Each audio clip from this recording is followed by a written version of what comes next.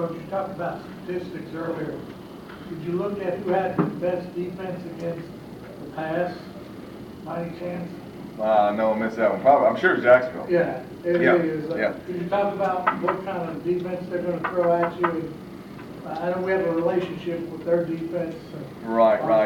It's, statistically, going into this week, EKU was first in total defense. They're almost 100 yards ahead of everybody else. So they've been doing outstanding, and they've had some injuries on offense, and they're not even running the ball like they had been. I assume that's what happened. But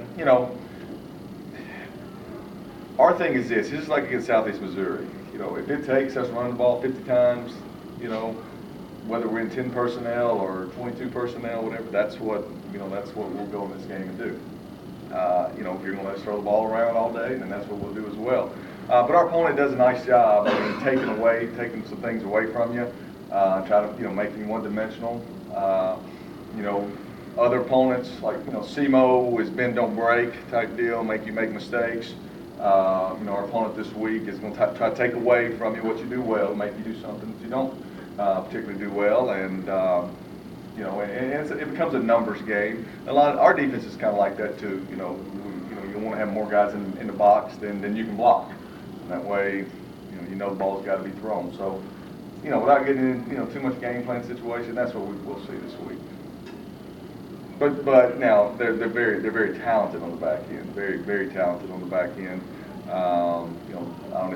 I haven't memorized all their numbers or anything like that, but they can run, they can cover, and they're very talented defense.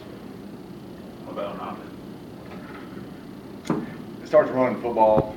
You see the kid had 37 carries last week, and they want to grind it out and then hit the big play, on the play action pass over the top of you. So I don't think it's not rocket science. It's solid football.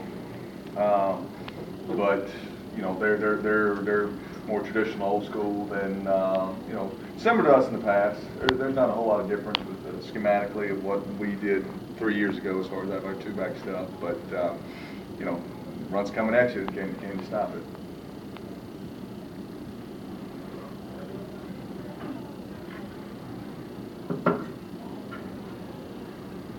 If you could you respond to this, please? All right. Jack Crow called Derek Carr the best player in the league and has Coach Crow's MVP vote. Right. Do you agree or disagree? Well, that's a great compliment. And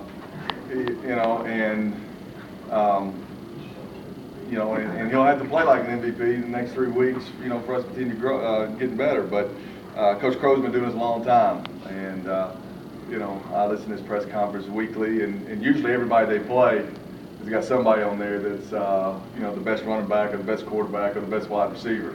So he's definitely not going to ever give us any bulletin board material, and I understand that. But I've nominated Derek for all conference the last 3 years.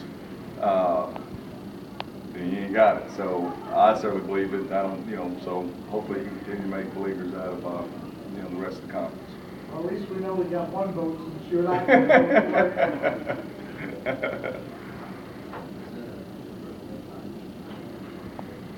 Early kickoff, kickoff, does that matter? Yeah, we like it. I mean, we like it. We like to get the day going with that. I especially like it when other teams got to travel here and get them go and play. But we're kind of used to that.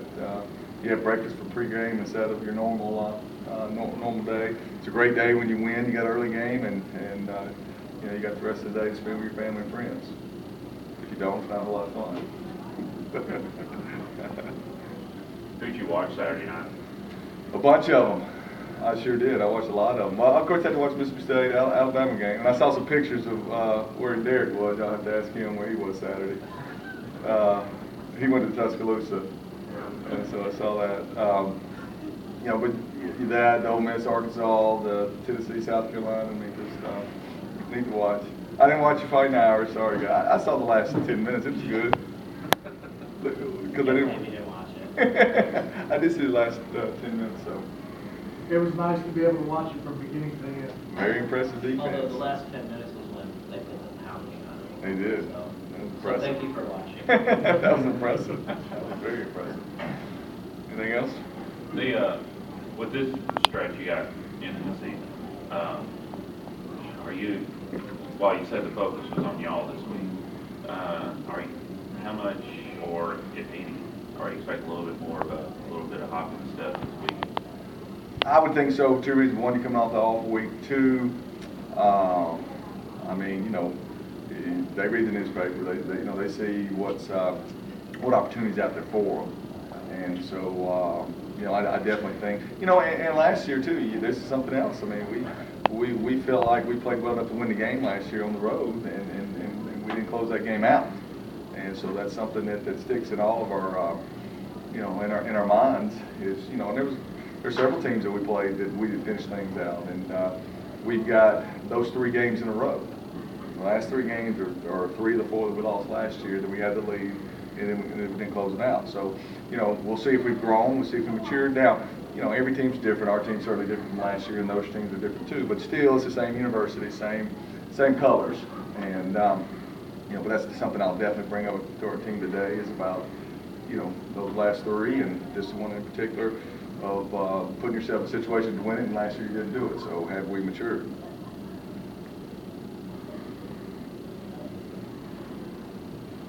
Just in case you don't know,